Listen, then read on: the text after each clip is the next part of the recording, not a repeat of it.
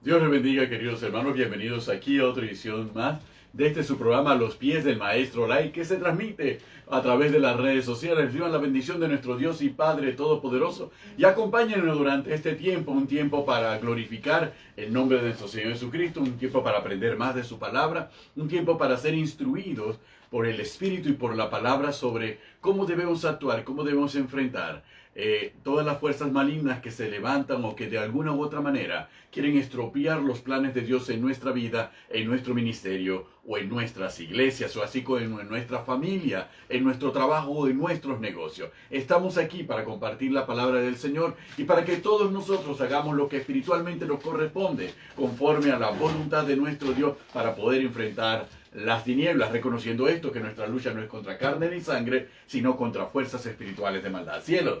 Que el Señor les continúe bendiciendo, amados hermanos. Estamos nuevamente a los pies del Maestro Live compartiendo este tiempo especial.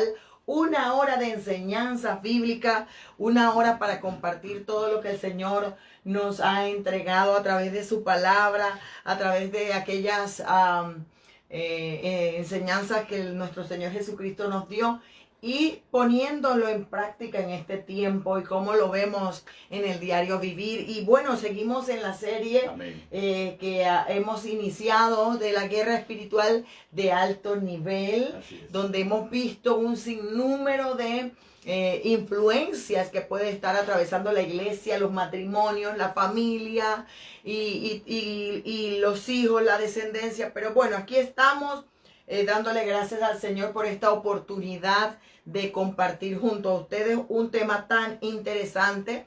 Y hoy queremos compartir lo que el Señor nos ha enseñado sobre la guerra espiritual en el área de las finanzas. Queremos ver el área de las finanzas porque es un área bien atacada. Para nosotros. Muchas veces podemos decir que es influencia demoníaca y a veces es falta de mayordomía, sabiduría e inteligencia y mayordomía, administración de los recursos, de la bendición que Dios nos da. También vamos a verlo, vamos a ver si en realidad lo que estamos viviendo es parte de una maldición generacional, es parte de una falta de mayordomía o falta de administración, o en realidad hemos sido atacados por ese devorador, o hemos sido atacados por alguna influencia demoníaca, algún espíritu de miseria, de escasez, de ruina, que puede estar operando en nuestras vidas y nos está afectando en el área de las finanzas. Por eso es importante destacar que en todo este tiempo nosotros hemos visto, ¿verdad?, situaciones que se pueden dar. Correcto. Las emociones influyen mucho en el área de las finanzas. Así es. Y el enemigo se aprovecha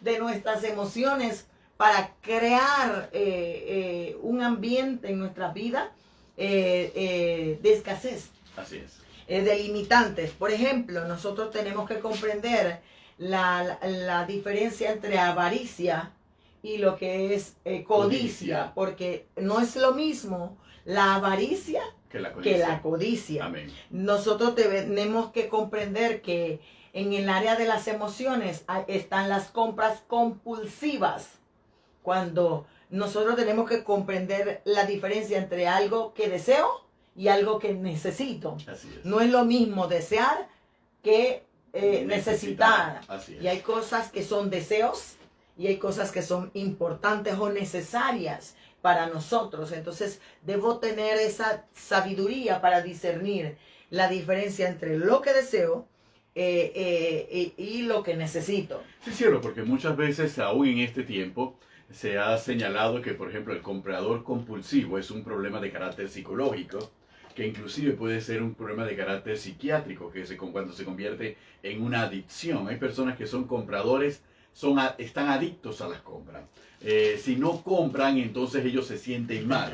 Y compran cosas que muchas veces, la mayor parte del tiempo, en su mayoría, no son necesarias. Simplemente el solo hecho de comprar le genera cierta satisfacción. Una satisfacción que se acaba, que es de carácter temporal, porque cuando le da la satisfacción y compra compulsivamente, entonces adquiere una satisfacción temporal.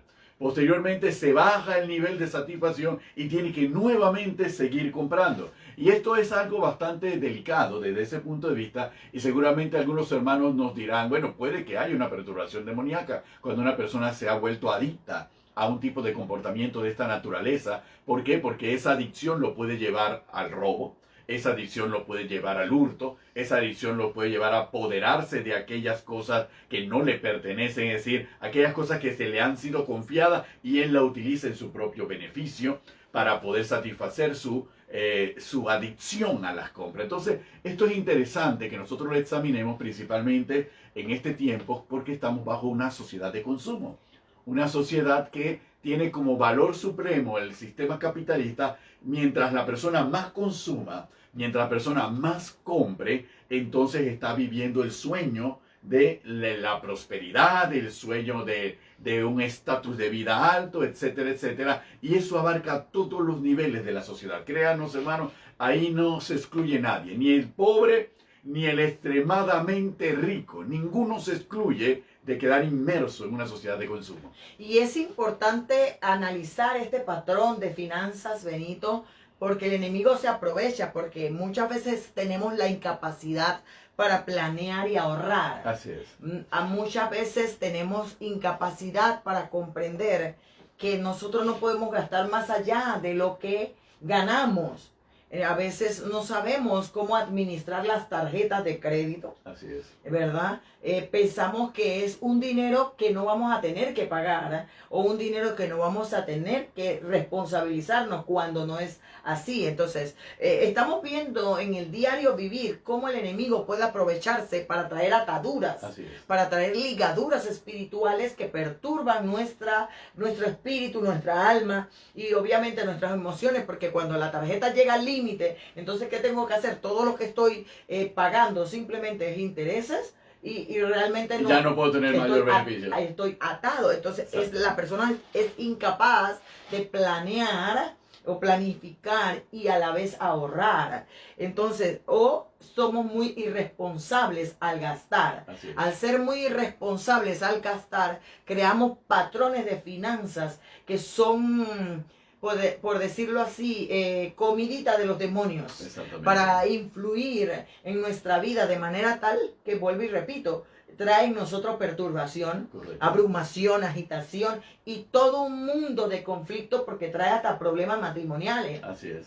Problemas familiares, porque los patrones de finanzas no solo influyen en mis emociones, sino en todo mi entorno de vida, en todo mi entorno de trabajo. Entonces, por ejemplo, los patrones de finanzas también tienen que ver con las fallas en el trabajo. Hay gente que no comprende por qué siempre vive de trabajo en trabajo y piensa que el problema es el trabajo y no analizamos que muchas veces hay patrones, ¿verdad?, que afectan nuestra vida laboral, porque va influido en por ejemplo, la pereza, que es una influencia demoníaca, que es un demonio, porque dice, Dios condena la pereza. Así es. Dios no le gusta el hombre o la mujer perezosa. Tiene que ver con la falta de diligencia, la negligencia, por decirlo así, la prudencia en este sentido, porque en esto de patrones de finanzas, nosotros tenemos aspectos como la prudencia y el dominio propio. Así es. Cuando hablamos que guarda mucha relación. Como hablamos de la codicia y de la avaricia, también tenemos que hablar de lo que es la prudencia y el dominio propio. Como hablamos de los deseos y las necesidades, todo va ligado uno al otro a la hora de relacionar nuestra vida económica y financiera. Y miren, hermanos, es interesante este tema que estamos abordando ya. ¿Por qué razón? Porque cuando nosotros como cristianos tendemos a espiritualizarlo todo. Y cuando lo tendemos a espiritualizar todo, dejamos por fuera algunas conductas y algunos comportamientos que nosotros consideramos que no tienen nada de espiritual. Y consideramos que, por ejemplo, los frutos del Espíritu Santo o el crecimiento en Cristo Jesús solamente tiene una evidencia de carácter muy espiritualizada en el marco de la iglesia. Sin embargo, resulta ser que cuando yo empiezo a convivir y mis relaciones y cómo yo administro el dinero, cómo yo administro las finanzas de la casa, mis finanzas personales y todo lo demás, resulta ser que soy un botarata, o resulta ser que soy un tacaño, etcétera, etcétera. Entonces trato de ocultar que ese comportamiento evidencia realmente que no estoy creciendo en Cristo Jesús y que el fruto del Espíritu no se está asentando en mí, no se está desarrollando en mí, porque el fruto no solamente obra en una expresión en mi vida, en mi relación con Dios, sino que tiene que obrar en todas las áreas de mi vida. Por ejemplo, la codicia tiene que ver mucho con la idolatría. Así es. La codicia tiene que ver mucho con el tergiversar ciertas acciones o decisiones en un momento dado. La codicia tiene que ver con la trampa, el fraude, ¿verdad? El engaño, el juega vivo, ¿verdad? Y lo vemos en Génesis 3. Así es. Allí se movió la codicia. La avaricia tiene que ver con el siempre querer más y no medir lo que tengo al frente, ni medir lo que ya tengo frente a. Para hacerlo sencillo, tiene mucho más significado. Porque pienso que muchas personas dirán, pero bueno, ¿qué es codicia y qué es avaricia? Exacto. ¿No? Cuando hablamos de la prudencia y hablamos del dominio propio, el dominio propio tiene que ver conmigo, con mis emociones, cómo yo las manejo y cómo yo domino. Por ejemplo, yo puedo ver algo, me gusta, pero yo tengo dominio para saber si puedo cumplir ese deseo o si realmente no lo puedo cumplir. Entonces yo tengo que dominar mis deseos. La prudencia es mi manejo externo. Amén. El manejo externo que yo le doy. Porque muchos de nosotros tendemos a decir esto entre el deseo y la necesidad. Lo compro hoy. Bueno, Dios proveerá mañana. Amén. Y no comprendemos que eso es una astucia del diablo para traer una atadura, para traer una escasez, para traer una limitante a nosotros. Exactamente. ¿Verdad? Nosotros vemos a un José que Dios le dijo, van a haber 7 años de vacas flacas y van a haber 7 años de vacas gordas. Y le enseñó cómo tenía que administrar los patrones de finanzas, porque eso es un patrón de finanzas. Porque nosotros tenemos que comprender que a veces tomamos malas decisiones financieras.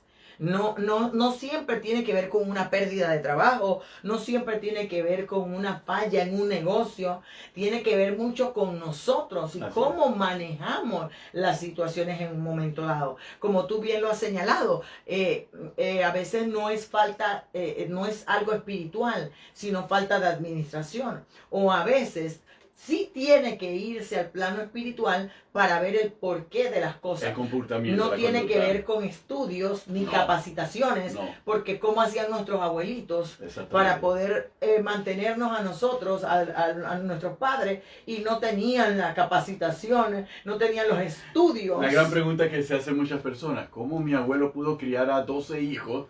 Y como yo con uno o dos me la estoy viendo a gata. Entonces son las preguntas. Dicen, es que el costo de la vida ahora es más alto que el costo de la vida de antes. Entonces, y ahí lo justificamos y ahí lo asimilamos. Sin embargo, nosotros tenemos que tomar en consideración que todo esto tiene que ver con un componente de la sabiduría, de cómo llevar y gestionar las cosas, cómo administrar correctamente los recursos que se tienen, cómo generar los recursos, cómo administrar realmente el gasto. ¿Y por qué razón? Por lo que Carmen ha señalado.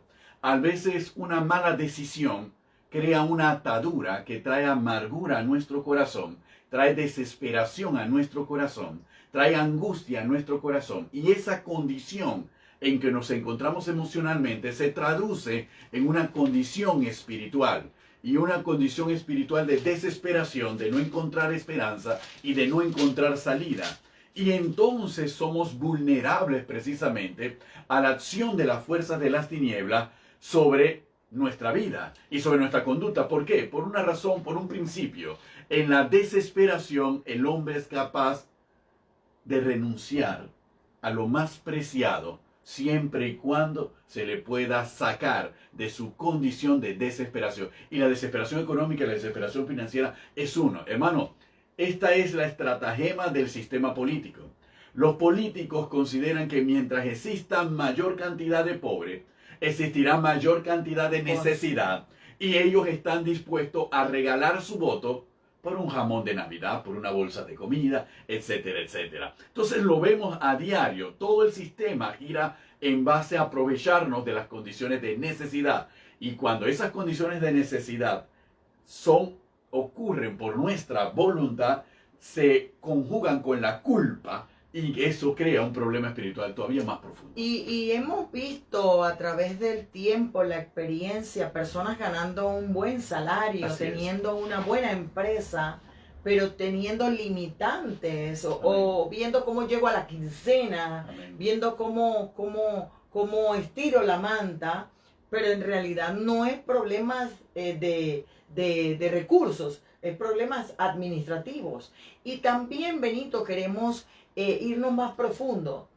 Cuando nosotros vamos a la Biblia nos enseña que hay ciertas razones o hay ciertas circunstancias que impiden la prosperidad o impiden el éxito, la bendición Amén. En un hogar o en una vida, por más esfuerzo que haga. Amén. Y mira cuán ligado está este programa a todos los anteriores, que nosotros hablamos de la raíz de amargura, Correcto. De la cual habla Hebreos capítulo 12, verso 15, que dice, mirad bien, que no sea que alguno deje de alcanzar la gracia de Dios, que brotando alguna raíz de amargura os estorbe. Amén. Y entonces, ¿qué quiere decir a los pies del maestro?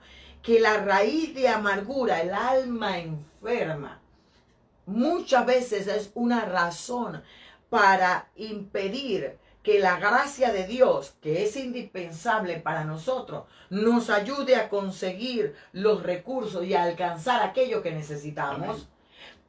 ¿Cómo yo voy a ir a una entrevista de trabajo sin la gracia de Dios? Amén. Eso sí, mira, increíblemente, algo espiritual, algo anímico, almático, como usted lo quiera ver, que es una fisura que el enemigo, los demonios utiliza para que eso me estorbe a la hora de fluir la gracia del Señor. Por eso que hay personas que van de trabajo en trabajo, de negocio en negocio, de recurso en recurso, porque no encuentran el por qué no le cuaja Amén. el negocio, o por qué no le cuaja el trabajo. Es porque necesitamos la gracia de Dios. La Biblia dice, porque brotando alguna raíz de amargura os estorbe. Amén. Y mira, uno puede decir, pero ¿qué tiene que ver la raíz de amargura? Es una influencia demoníaca.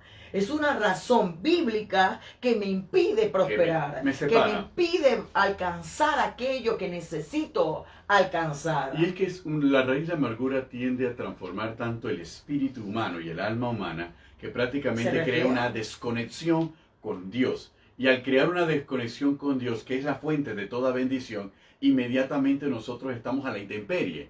Es como, por ejemplo, que usted salga de su casa y cae una tormenta y usted no llega a tiempo al autobús, no llega a tiempo, no tiene paraguas, entonces usted queda a la intemperie, víctima de la tormenta y de lo que las inclemencias del tiempo puedan hacer con usted. ¿Por qué? Porque ha perdido la conexión con algo que lo pueda proteger. Cuando nosotros leemos la palabra del Señor, inclusive desde el Antiguo Testamento y viniendo un poco más atrás, desde el libro de Deuteronomio, cuando Dios le habla al pueblo de Israel, les advierte sobre las consecuencias de la obediencia y las consecuencias de la desobediencia, nos damos cuenta de lo que Carmen compartía con nosotros. A veces no tiene que ver con cuánto trabajo, a veces no tiene que ver con cuánto me esfuerzo, tiene que ver con otros factores que me llevan a una situación tan precaria y a veces de miseria. Por ejemplo, miren lo que nos dice la palabra del Señor en Deuteronomio 28. Dice de Deuteronomio 28 lo siguiente, en el versículo 31. Vamos a leer algunos versículos para que veamos cómo está la condición. Dice, tu buey será matado delante de tus ojos y tú no comerás de él. Tu asno será arrebatado de delante de ti y no te será devuelto. Tus ovejas serán dadas a tus enemigos y no tendrás quien las rescate. Versículo 40. Versículo 38, sacarás mucha semilla al campo y recogerás poco, porque la langosta lo consumirá. Plantarás viñas y labrarás, pero no beberás vino ni recogerás uva, porque el gusano se las comerá. Tendrás olivos en todo tu territorio, mas no te ungirás con el aceite, porque su autoestima secará. Entonces estamos viendo que hay esfuerzo en el trabajo, pero no hay ningún provecho. No hay ningún resultado. Y una de las cartas y uno de los libros proféticos que más le agrada a Carmen es el libro del profeta Ageo, cuando nuevamente en Ageo Dios le hace esa advertencia al pueblo y le dice que y recogéis poco, porque todo cae como si fuera en saco roto, que es una expresión muy panameña, ¿ok? El dinero se te va por el bolsillo. Se te va como agua. Se te va como agua, entonces todo cae en saco roto. Entonces, ¿cuándo se dan esas condiciones? Cuando hay una condición de separación de Dios, no para guardarse en santidad, separación de Dios en total desconexión con la palabra, con la voluntad del Señor y con hacer lo que a Dios le agrada y con obedecerle a Dios. Entonces, eso inmediatamente nos expone a nosotros. Si nosotros no tenemos una buena relación con Dios, no estamos obedeciendo a Dios, hermanos, sepamos que la gracia no puede fluir. No va a fluir, y la ruina y la miseria están a la puerta. Mira, y nada la va a detener por más que trabajemos, por más que nos esforcemos, por más que nos partamos el lomo, no vamos a ver resultados. Es que hay algo que nosotros tenemos que comprender. La palabra nos exhorta, nos edifica y nos consuela. Amén, así es. En todas las áreas de nuestra vida. Nosotros no podemos limitar la palabra a que la raíz de amargura fue porque me divorcié, porque me engañaron, porque me traicionaron, porque me ofendieron, me hicieron injusticia. No, la raíz de amargura puede venir. La amargura puede venir por muchas circunstancias. Y una persona sin plata es una persona amargada, sí, traumada, una persona con escasez, una persona que se esfuerza mucho y ve poco, es una persona que entra en un estado crítico frente a lo que está viviendo. Pero no le buscamos la causa, la génesis o el factor, porque simplemente nos vamos a lo externo y no internalizamos para ver qué puede estar sucediendo. Por ejemplo, hay otra causa, yo tengo aquí varias causas, porque hoy vamos a hablar de los factores, ¿verdad? Sí. Esos factores, los patrones de las finanzas, ya que nos pidieron que extendiéramos un poco más el programa. Uno de los factores puede entenderse, ¿verdad? La envidia.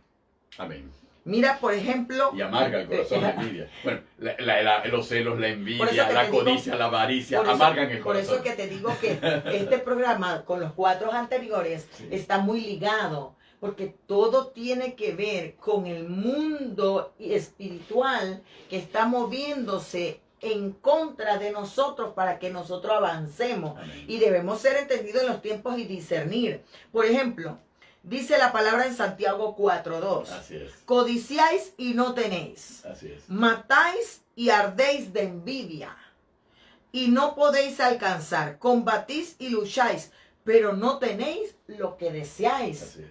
¿Qué quiere decir eso? Cuando nosotros albergamos envidia por algo que no podemos alcanzar y estamos impedidos a pesar de nuestro esfuerzo que hagamos en alguna empresa, en algún negocio, a pesar del esfuerzo que hagamos en el trabajo, en la profesión, hermano, eso es una razón que ¿por qué? Porque a veces tenemos envidia por lo que el vecino hace y yo no tengo. Amén. O el vecino tiene y yo no tengo. Tenemos envidia por nuestro compañero de trabajo porque el jefe lo ocupa más a él que a mí. O porque él es más diligente en algunos aspectos que yo. O porque simplemente algún familiar tiene algo que yo no tengo. En este punto, cielo, seguramente muchas personas se preguntarán, bueno, pareciera que la envidia y los celos son la misma cosa.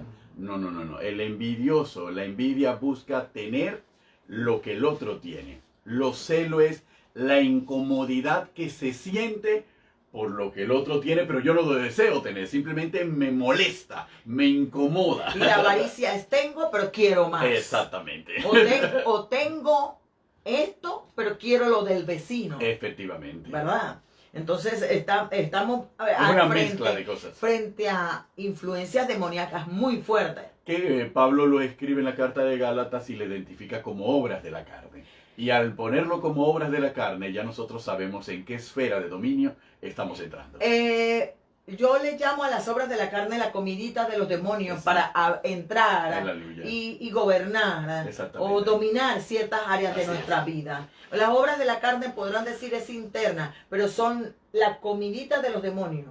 Es la apertura para que los demonios puedan influir y operar en medio de nosotros. Entonces, mucha gente dice, ay, la envidia ministerial. No lo hagamos todo eclesiástico, amén, no todo lo hagamos iglesia, porque muchas veces pasan muchas situaciones laborales, profesionales, empresariales, comunales, ¿verdad? Residenciales. Que es fuera del ámbito de la iglesia. Y aparentemente pareciese no afectar, pero sí afecta a nuestra área financiera, sí repercute en nuestra vida económica. Y nosotros tenemos que entender que si eso existe en medio de nosotros, tenemos que desecharlo, porque yo me tengo que alegrar con la bendición del hermano, yo me tengo que alegrar con la bendición del vecino, yo me tengo que alegrar con la bendición o el avance de mi compañero o de la empresa de otra persona, porque en la medida en la que yo me alegro de él, Dios ve mi corazón y también me bendice a mí, porque si Dios le prospera a él en una área, puede que a mí me esté prosperando en otra. Amén. Y puede que yo no lo esté viendo porque estoy enfocada en la envidia de querer aquello que la persona tiene. Caín. Sí, exactamente. Y es cuando nosotros nos vamos a dar cuenta en este aspecto, que cuando uno razona con respecto a lo que es la envidia, uno llega a la conclusión de lo siguiente. Si una persona tiene un salario de $500 mensuales y otra persona tiene un salario de $5,000 mensuales, entonces el de 500 envidia al que tiene el salario de 5,000 por las cosas que el que tiene el salario de 5,000 se ha podido comprar. Entonces no hay ninguna lógica en lo que está ocurriendo allí. ¿Por qué? Porque hay una situación de incapacidad financiera para alcanzar el mismo estatus. Entonces, ¿de qué me sirve envidiar algo que yo no puedo tener? Y la única forma de obtenerlo es endeudarme.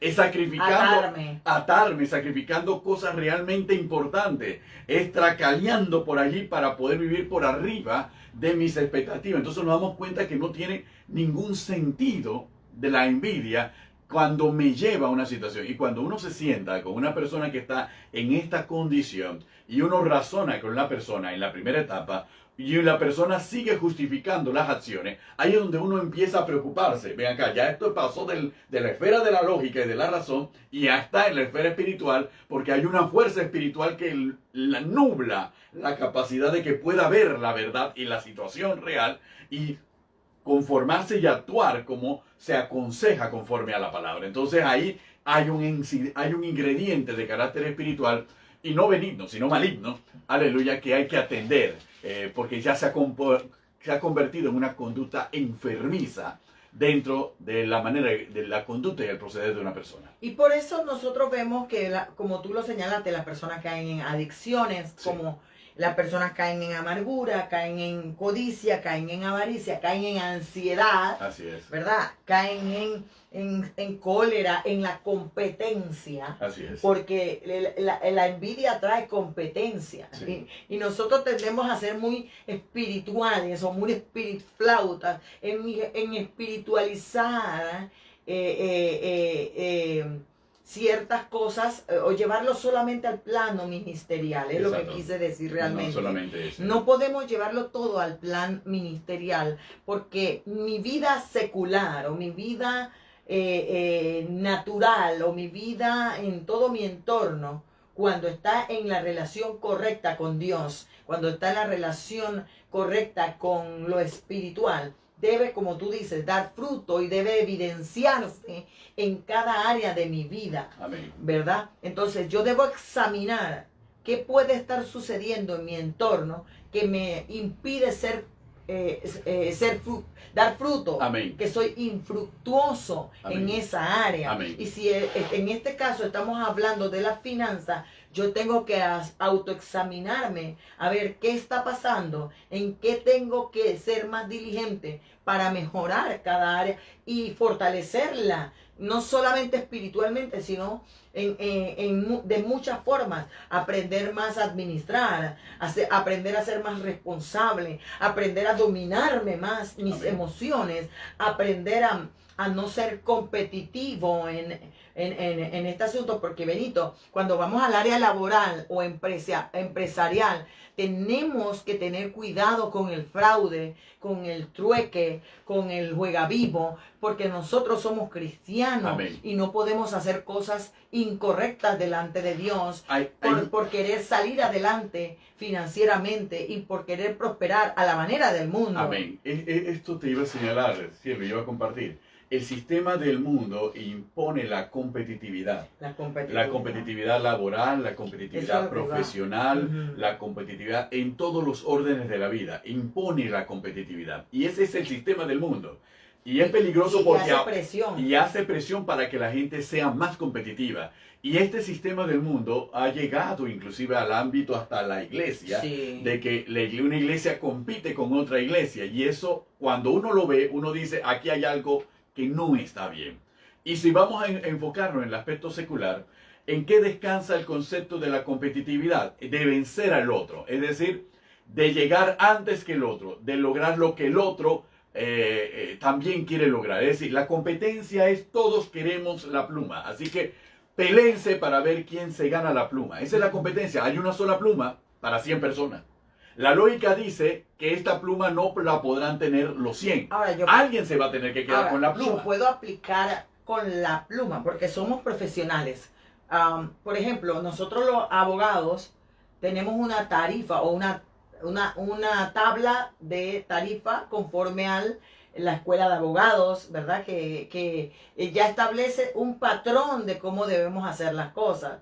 Ni más ni menos yo puedo bajar, puedo subir, pero hay áreas que debo mantener lo justo. Así es. Entonces yo no me puedo ir a lagartarme como buen panameño, siendo cristiano, y decir, bueno, es la competitividad.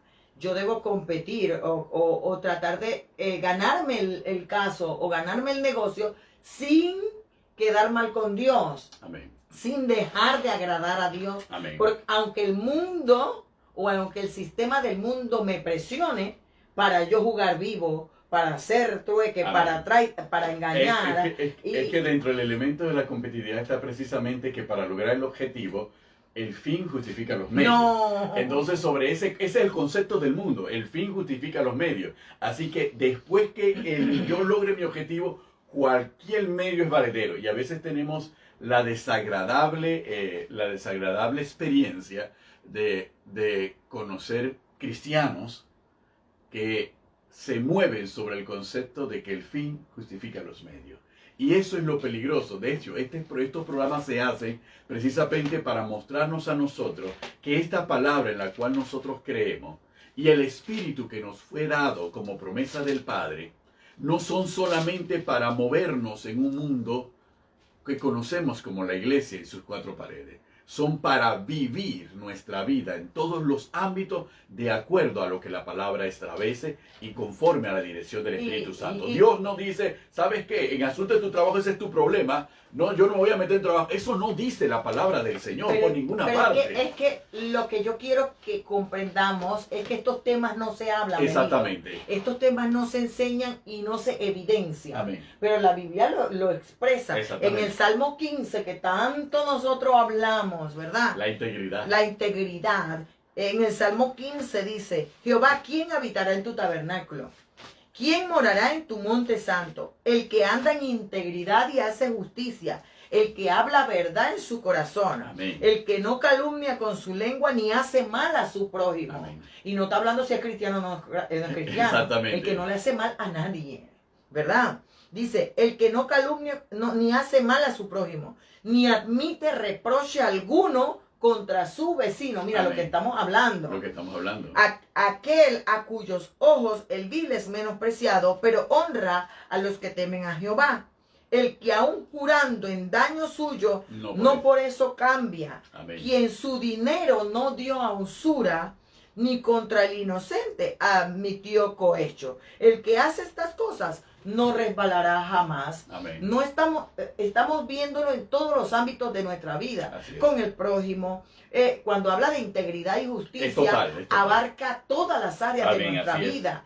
Está hablando de que debemos ser una persona correcta en nuestra manera de vivir y de actuar, de comportarnos frente a nuestro prójimo, frente a nuestro vecino, frente frente a nuestros enemigos, porque es evidencia de dónde moramos o dónde habitamos. O estamos en el mundo o habitamos en el monte de Dios, en la presencia del Señor. Y es allí donde entra el tercer elemento importante, Benito, porque muchas veces nosotros decimos, pero es que yo tengo una limitante o un patrón de finanza difícil, pero es que muchas veces hay pecados ocultos. Amén. ¿Verdad? Muchas veces, y va la pastora de nuevo, no diezmamos, no ofrendamos, entra lo que nosotros hemos visto muchas veces.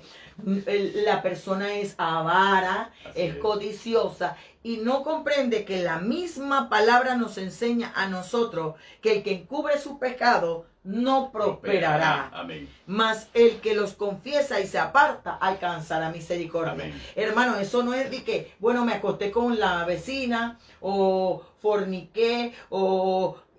no, eso, toda área en donde yo haga lo incorrecto delante de Dios, donde yo erre, ocasiona, es un factor, un factor que impide el avance de mi vida en todas las áreas de nuestra vida. Miren cómo el profeta Miqueas, Dios a través del profeta Miqueas se lo dice al pueblo de Israel. Le dice: ay de los que en sus camas piensan iniquidad y maquinan el mal, y cuando llega la mañana lo ejecutan porque tienen en su mano el poder.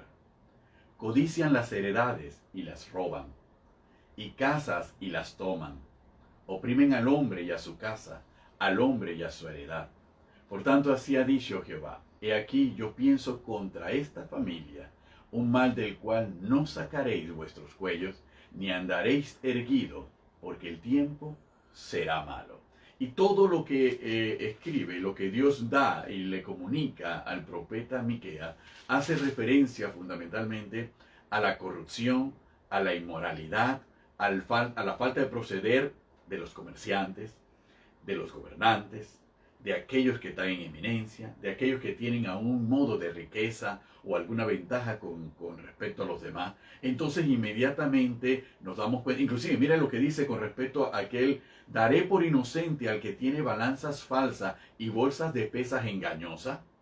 Es que, pastor, es que yo traigo productos y yo tengo que ganarme algo, porque si no se me pudre el producto. Así que yo, en vez de venderle 2 kilos, en realidad la pesa dice que 2 kilos, pero en realidad es 1,5 kilos, porque el otro medio kilo yo aumento la cantidad de cosas que puedo vender, porque uno tiene que jugar vivo para poder salir adelante en este asunto. Esta es la advertencia del Señor. Y el Señor no le está hablando de que el que pone pesos dentro de la iglesia, no, Él le está hablando al que se dedica a algún tipo de actividad y falsea la información para sacar ventaja de a cualquiera que sea su cliente o consumidor. Es que debemos comprender la palabra en todos los aspectos. Amén. No solamente aspectos espirituales y familiares y matrimoniales, o el que a mí me conviene. Ajá. Yo debo verla integralmente. Amén. La Biblia me dice a mí en Proverbios 11:25 que el alma generosa será prosperada. Amén. La Biblia me enseña a mí que el ser avaro, que el ser codicioso, que el ser el no ser generoso impide que yo prospere. Así es. Y hay gente que dice: pastor, es que no puedo dar los diezmos, pero puedes pagar tu casa, tu carro, esto, lo otro. Tienes hasta para comprarte e ir, pasear y a resort, viaje, esto, lo otro, pero no tienes para las cosas de Dios. Amén. ¿Verdad? Entonces, la persona dice: pero yo no sé. Entonces, no prospero. ¿Por qué no prosperas? Porque eres generoso para ti, pero no para las cosas del Señor. Amén. Generoso para ti, pero no para ayudar al prójimo. Generoso para ti, pero a las finales no cumplimos las cosas. Como me decía una persona, lo de ellos es de ellos y lo de los demás es para todos. Amén. Entonces, hay personas que son así. Lo de ellos es de ellos y lo de los demás es para ellos. Entonces, allí es donde nosotros vemos realmente que la avaricia, la codicia, trae escasez. Y hay gente escasa porque es avara. Amén. Avara, es codiciosa o es tacaña. Amén, amén. O simplemente es ególatra. Solamente piensa en su propio beneficio y su propio interés. Es como decía cuando Cristo explica y da la parábola del samaritano. Y es particular. Hay muchas personas que tal vez nos gusta ser el prójimo de los demás para que nos ayuden, pero no nos gusta a nosotros ser el prójimo de otros para ayudarlos. Amén. Que es lo que nos enseña en realidad la parábola del samaritano, ¿no? El prójimo es aquel que ayudó al que estaba en necesidad, pero a nosotros nos gusta ser a la inversa, ser aquellos que siempre estén a nuestro favor y nos ayuden y nos respalden, pero cuando hay que respaldar a otro, no, ahí o no tengo tiempo, no tengo recursos, etcétera, etcétera, o tengo otras prioridades. Y ahí es donde vamos a tener que llegar al tema de las prioridades, en donde posiblemente no lo podamos abordar en este programa, pero indudablemente lo vamos a tener que hacer. ¿Por qué? Porque hay que diferenciar lo que son las necesidades básicas de todo ser humano y de toda familia, y saber que yo tengo que atender primero las necesidades básicas.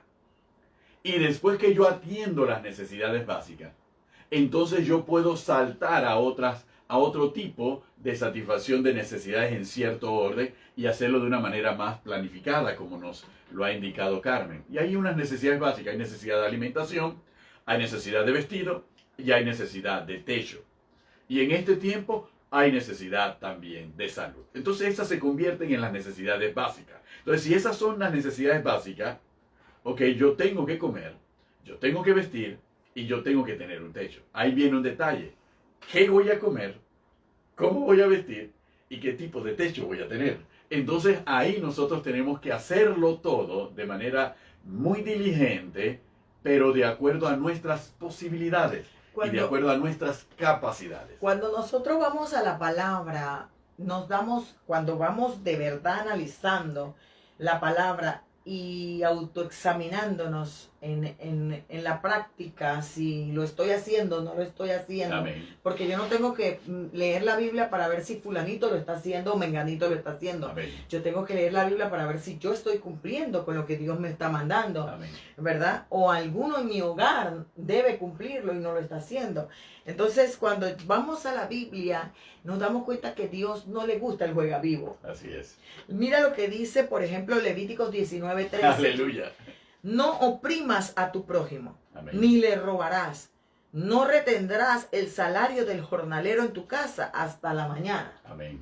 Cuando nosotros vemos eso es un juega vivo. Si yo tengo una empresa y yo tengo colaboradores. Y tengo que pagarles. Hermano, a mí me duele realmente ver cómo oprimimos al extranjero. Así es. Oprimimos a las personas. Aún en panameños lo oprimimos. No le damos lo justo delante de los hombres y delante de Dios. De acuerdo a lo que realmente es el trabajo que la persona está haciendo. Y condenamos al político, condenamos al gobierno, a las instituciones, condenamos a muchas personas que lo hacen y no lo estamos. Y mira, si Dios lo habla en la palabra, no es porque ese con el inconverso, es con nosotros también, que no cometamos el error de, por ejemplo, tenemos colaboradoras en la casa que nos ayudan en la casa. Y no le queremos dar lo justo. Amén. Queremos. Y cuando se lo queremos dar, lo extendemos lo más. Lo oprimimos. Lo extendemos el más tiempo, que es cuando declara la palabra y esperas hasta la mañana. Es decir, debiste haberle pagado en la tarde de ayer, cuando caía el sol. No, lo retienes para que todavía en la mañana, sabiendo que la persona va a cenar y no va a tener con qué poner la cena, o va a desayunar y no va a poder el desayuno ni él ni su familia, todavía le retienes el salario más allá del periodo. O simplemente saben que la situación es tan crítica que vamos a recortar los salarios a todo mundo. Entonces se lo recortas a todo mundo menos a ti. Entonces que se sacrificen en los demás, pero tú sigues incólume. En estos días compartí un artículo con respecto a la protección y a lo llamado de que nosotros podemos salvar el ambiente o nosotros podemos condenar el ambiente. Y en ese artículo, que es una investigación bastante objetiva, sacaba una verdad objetiva. Esto es matemática. El 1% de la población es responsable del 40% de la contaminación mundial. ¿Qué significa eso? Que si tú quieres resolver el problema ambiental, tú solamente tienes que presionar al 1% de la población. Pero ¿cuál es el problema?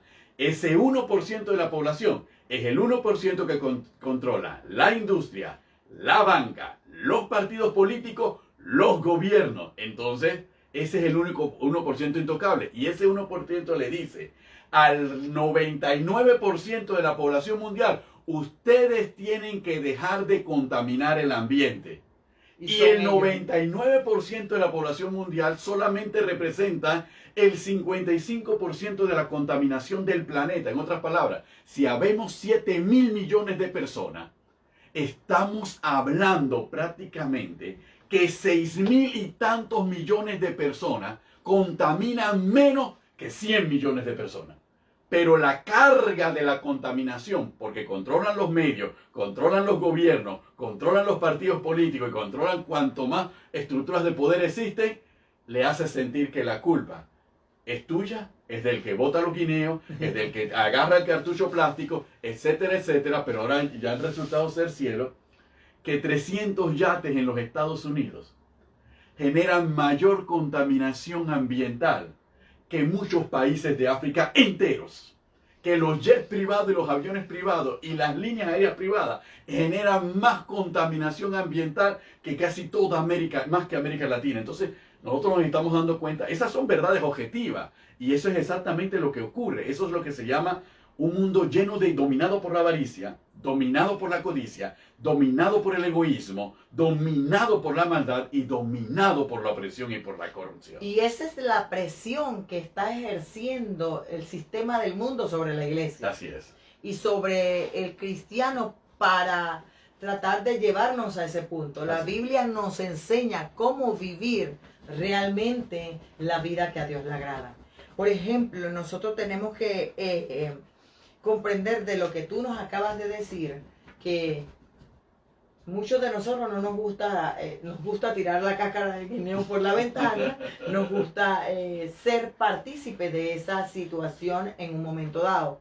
Pero lo que queremos destacar es el hecho de que ciertos patrones que nosotros manejamos lo vemos tan natural y tan normal en nuestra manera de vivir, y no vemos que es una influencia del sistema del mundo, es una influencia demoníaca que nos quiere llevar a atarnos. Así es.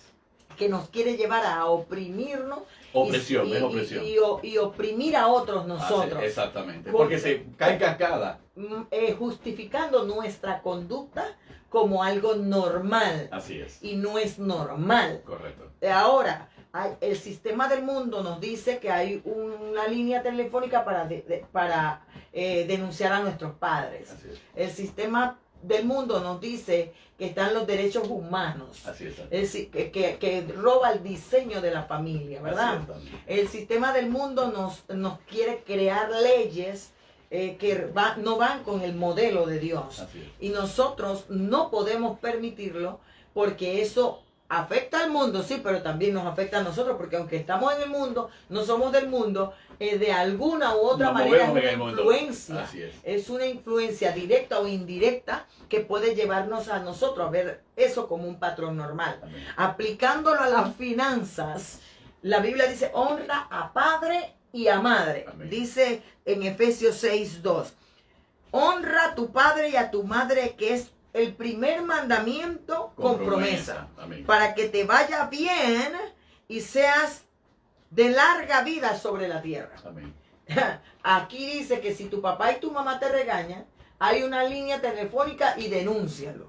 Eso es el sistema del mundo. Amén. Ahora los hijos parecen los papás de los papás. Y hay hasta divorcios de hijos con respecto a los padres. Y ahora vemos ciertas circunstancias, patrones normales entre los padres y los hijos con los padres, hijos maltratando a los padres, hijos irrespetando a los padres, hijos abandonando a los padres, hijos golpeando a los padres, y después o en algún momento de la vida lo hicieron, y ahora se preguntan, ¿por qué yo tengo un problema financiero? ¿Por qué yo tengo un problema económico? Así es. Y lo buscamos en otra área y no nos damos cuenta que lo tenemos al frente. Un papá y una mamá que no honramos. Exactamente. Un papá y una mamá que no respetamos. Un papá y una mamá violando, que dice que para que me vaya bien. Y para que me vaya bien no dice nada más que es en la vida o en otras cosas. También en la finanza. En todas las áreas. En cada área. Y apliquemos la Biblia en su concepto real.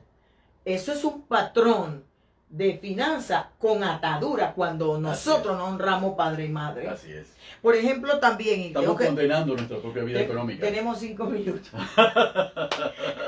Por ejemplo, también la falta de armonía conyugal al no tratar bien a tu esposa y ella no respetar a su marido. Rompe el orden. O rompe el orden y es una donde hay rompimiento del orden hay fisura. Donde, mira lo que dice Primera de Pedro 3:7, dice, vosotros maridos, igualmente vivid con ella sabiamente, dando honor a la mujer como a vaso más frágil y como a coheredera de la gracia de Dios, para que vuestras oraciones no tengan estorbo.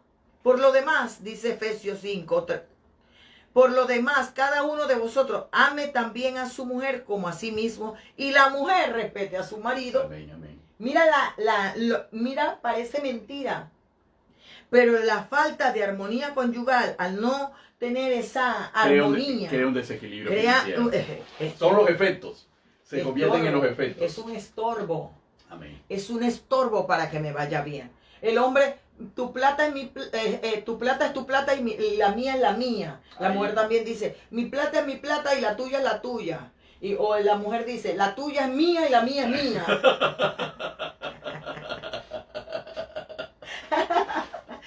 y no comprendemos que eso trae estorbo. Así es. Esposos tratando mal a sus esposas, no amándolas correctamente, esposas irrespetando a sus maridos. Eso también increíble, y no lo queremos ligar, ver, lo queremos ligar a las finanzas. Exactamente.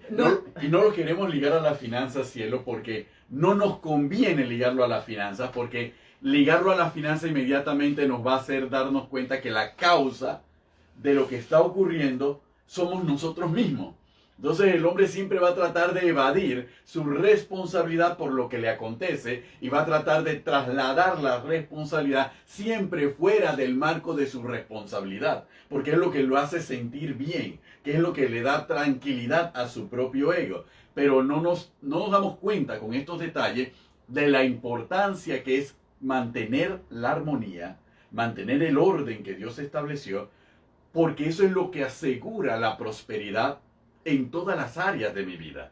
Y eso es lo que asegura que realmente la bendición repose en mí y yo pueda constituirme en bendición para otros. Entonces, eso no solamente queda ahí en el matrimonio. Después eso también se traslada a los hijos como una maldición, que van replicando el mismo modelo de, bueno, hay días buenos, ¿ok? Que es lo que muchas veces nosotros denominamos a veces la cultura del panameño. En la quincena cuando llega el pago, bueno, en la quincena cuando llega el pago, McDonald's, y si mi quincena es mayor, bueno, nos vamos a un restaurante, un hotel, y si mi quincena es todavía más alta, me voy a un hotel de la mayor categoría y ahí cenamos toda la familia. Pero cuando la quincena se está acabando, entonces pide la comida fía a la compañera de trabajo que vende comida. O pídele la comida fía al de la fonda. ¿Por qué? Porque entonces hemos aprendido que cuando hay mucho, desbaratamos. Y cuando hay poco, bueno, vamos a ver cómo nos ajustamos.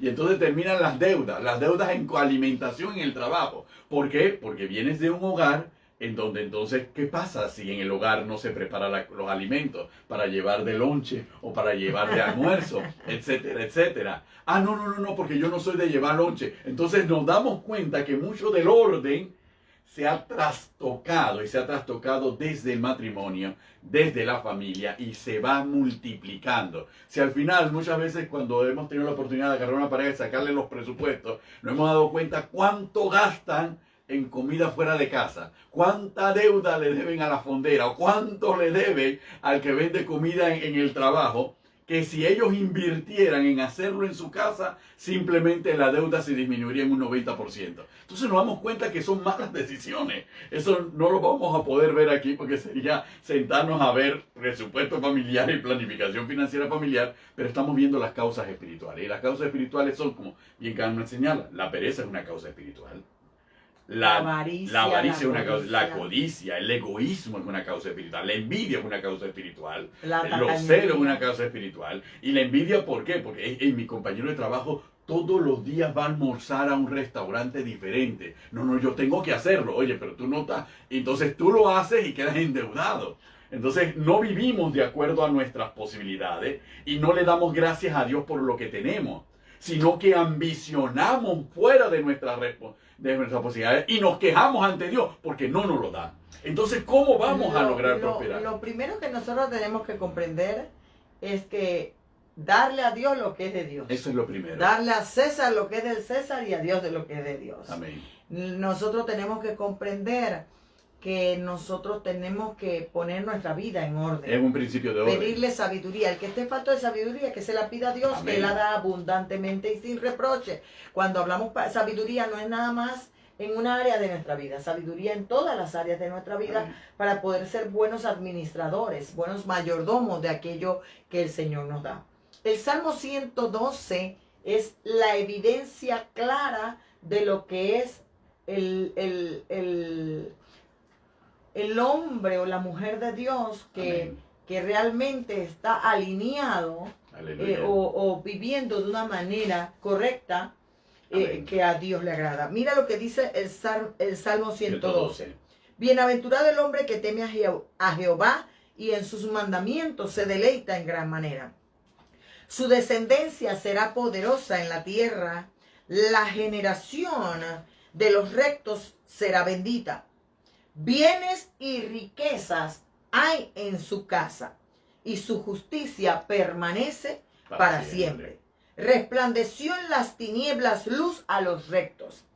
Es clemente, misericordioso y justo. Ahí habla de bondad, amén, generosidad. Así es. ¿Verdad? El hombre de bien tiene misericordia y presta. Gobierna sus asuntos con juicio, con cordura, con sabiduría. No pierde el control. No pierde, tiene dominio propio. Amén. ¿Verdad? Por lo cual no resbalará jamás. En memoria eterna será el justo. No tendrá temor de malas noticias. No lo anda buscando el cobrador. No lo anda buscando. La pandemia me dejó sin plata. No lo anda buscando la financiera porque se ajusta a lo real. Amén. Se ajusta a lo que puede, como tú lo acabas de decir, a lo que es posible tener. Entonces dice: asegurado está su corazón, no temerá hasta que vea en sus enemigos su deseo. Mira lo que viene. Reparte a los pobres, su justicia permanece para siempre, su poder será exaltado en gloria. Lo verá el impío y se irritará, crujirá los dientes y se consumirá. El impío, no él al impío. Aleluya. El deseo de los impíos perecerá. Amén. Aquí vemos claramente en todas las áreas que la persona que vive agradando a Dios, que busca vivir en la voluntad del Señor, que busca obedecer en su justo juicio o en su justa medida la palabra del Señor. No estamos hablando de gente perfecta, estamos hablando de gente que teme a Dios, de gente que busca hacer lo correcto delante de Dios, aun cuando su entorno esté viviendo lo incorrecto. Debemos aplicar la palabra en su justa medida. Amén. No podemos aplicar a lo que me conviene y a lo que no me conviene lo desecho, porque la guerra espiritual, hermano, es en todas las áreas de nuestra vida. Y cuando hablamos de guerra espiritual no estamos diciendo que el enemigo te lo quitó sin que tú le dieses oportunidad, o te lo quitó sin que no hubiese una causa. Exactamente. La Biblia dice que como el gorrión en su vagar y la golondrina en su vuelo, así la maldición nunca viene sin causa. Amén. ¿Qué quiere decir eso? Nosotros tenemos que ser entendidos en los tiempos y tener discernimiento, pedirle al Espíritu Santo que nos dé la sabiduría, el discernimiento para ver el patrón que pueda. Y cuando hablo de patrón, hablo de un diseño, de una forma en donde el enemigo está operando, que me está atando, que me está ligando, que me está limitando. Y yo poner de mi parte y ser determinante, perseverante, porque todos venimos a Cristo con ataduras, de una u otra manera. Y todos pasamos por circunstancias económicas y financieras difíciles. No todo es producto del pecado, no todo es producto de la influencia demoníaca. Hay veces que falta de administración, falta de dominio propio. Algunas veces será que Dios permite que hay pase alguna por fortaleza y un argumento que nos lleva a hacer las cosas de manera incorrecta. Algunas veces Dios permitirá que pasemos por desiertos, por momentos de escasez, para que aprendamos algo que Él quiere enseñarnos. Pero yo tengo que ser diligente en conocer mi estado, Amén. Mi estado delante de Dios y lo que está sucediendo en mi entorno. Yo no puedo dejar que el enemigo se siga comiendo mi viña. Yo no puedo dejar que las cosas sigan como yo estoy. Yo tengo que buscar el orden de Dios y empezar por ponerme a cuenta con Dios. Amén. Y en las cosas como Dios manda, y de allí Dios se encargará de reorganizarme, de hacer una reingeniería en mi vida para que yo pueda romper con esos patrones que ya el enemigo ha usado y tiene dominado en mi contra. Así es. Para poder entonces ser realmente prosperado, tener esa bendición que enriquece y no añade tristeza con ella. Amén. Entonces estamos orando, estamos pidiéndole al Señor que nos ayude en el área financiera. Aquí está la respuesta.